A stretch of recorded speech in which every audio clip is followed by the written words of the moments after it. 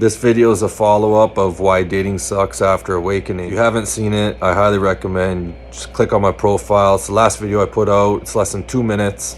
It's gotten over 25,000 views in just over a day. And I just wanted to follow up on it because I feel like there's an opportunity here for a lot of healing to take place. So in that video, I shared an example of a guy and a girl getting together and what happens with the energy. And in the example I used, after they broke up, the guy went and did some healing and the girl went off and slept with 3 guys, collected all this negative energy in her aura field. And then, a guy who did the healing comes along and questions if he wants to blend with that kind of energy, right? A lot of women were like, this is fantastic, this is great. A lot of guys were on board. But I could, when you get sensitive to energy a little bit, you can feel those comments where the person typing them are just steaming, right? And there's a lot of women getting triggered. And basically what I was saying was that this woman, rather than take time after the relationship to heal and go within and get rid of that person's energy, she goes off and sleeps with a bunch of people to distract herself from taking accountability as to why the relationship could fail. And there's the comments that are coming in, they're like, this should be the other way around, this is men not women, blah blah blah, women are more spiritually attuned. I just want to mention that being spiritually attuned and being able to take accountability for your negative actions is 2 completely different things. For me, whether it's in my personal life, I've experienced when, my 22-year-long relationship came to a sudden end on girls' night out. But when it came to, divorce lawyers, all of a sudden she never cheated and had no idea what I was talking about. And, I've spent some time watching podcasts on relationships and guys all over the world of talking about the exact same things. So why is it so hard for a lot of women to take accountability for their actions when it comes to being in the negative? And what I believe is that a lot of girls growing up did not have their emotional needs met, and this led them to feel insignificant and unworthy growing up. And this is something that a lot of women are carrying around with them today. And if they had to take accountability for something negative, let's say in a relationship, then that's going to bring up this unhealed trauma that they've been carrying around their whole entire life. As someone that's done that personally and healed, looking back, I can totally see the difference. Anytime you find yourself being triggered, you have a great opportunity in front of you, because whenever something really triggers you where you're just like, meh, right? There's healing to be taking place there, because something within you that you're afraid to look at or just unaware that it's there, that can happen too. But there's something within you that you haven't healed that for some reason you either don't want to look at because it's too painful, or you don't want to take accountability for it. But that's what triggers us. And so you can take a moment to ask yourself, why am I getting triggered here? That's the great journey. That's how you start the journey within. Why am I being triggered here? What is it that triggers me about this? If you're a woman, I know there's the divine queens sitting out there that aren't triggered by any of this. If you're a woman that's triggered by a man saying women have problems taking accountability for their actions, maybe you are one of those. You can call me a fucking purple dinosaur all day long and I probably won't get upset. It might get annoying, but I won't get upset because there's no truth to it, right? So it's an opportunity to go within and do some healing. When I think about this whole masculine feminine clash that's going down on planet Earth right now, it's like, how do we heal this? And really, everybody just wants to point fingers and it feels like blame, but at some point we got to be like, okay, hold on a second here, let's take accountability. We have to point things out in order for you to take accountability. You can't heal something if you're not aware of it. Have you ever heard of a woman say there's no good guys out there? Now let's take a look at online dating. If a fairly attractive woman creates a profile, she gets 50 to 100 likes a day. In the last 2 years, I had 3 matches that led to dates. If a pretty girl got as many matches as I did in the last 2 years, she probably would have jumped off a building thinking something was wrong with her.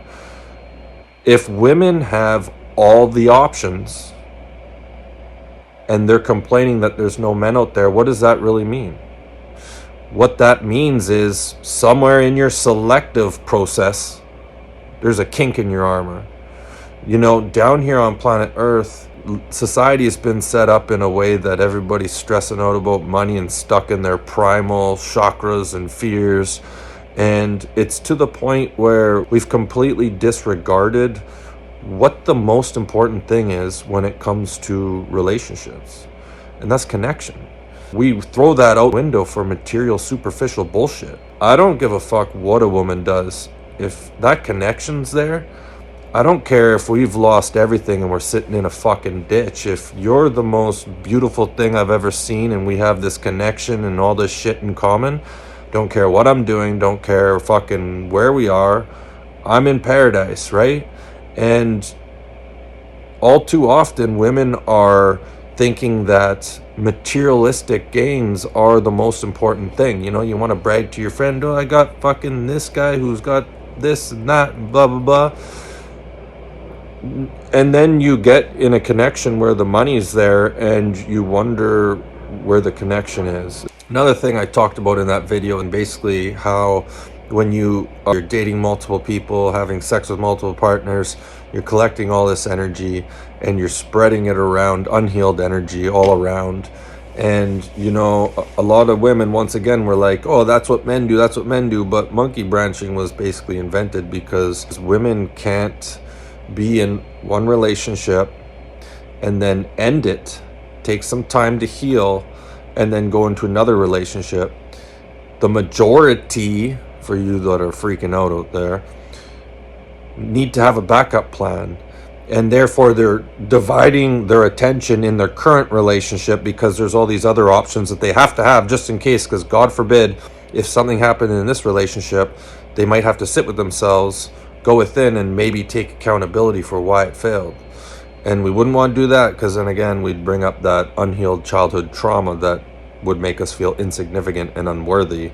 Guys gotta start appreciating the fucking ladies. You know, I was in a relationship, marriage together for 22 years, and you know, I had no problem appreciating my wife. I knew I appreciated her. You know, when it comes to the fellas, the one thing that I've come to believe is that guys haven't learned to appreciate what they got.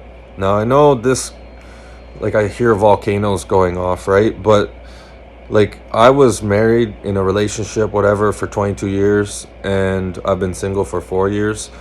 And I'm not going to say that I didn't appreciate my wife at the time. You know, I was very grateful to have a beautiful partner and a fantastic sex life. I was very grateful for a lot of things, right?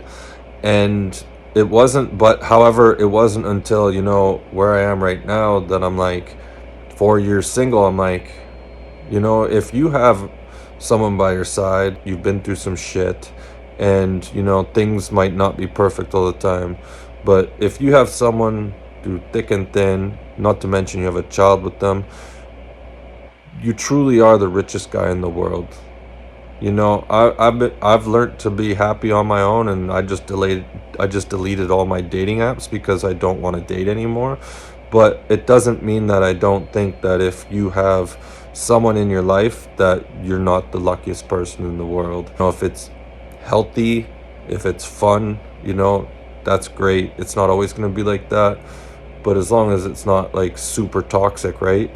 The fellas need to start appreciating what they got. You know, there's a lot of dudes that aren't working out at all, that are eating fast food, that have pretty decent wives that have absolutely no appreciation for them. You want to get some action, you know, start working with your partner. And if that's not something that's working, then you have to ask yourself, is that connection something you want to continue being in?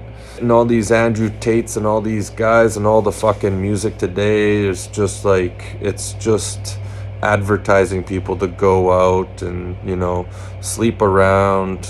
It's trying to normalize it. I don't know where dating is headed, but people on both sides need to start taking accountability for what they're doing wrong. That's all I got. Thanks for watching.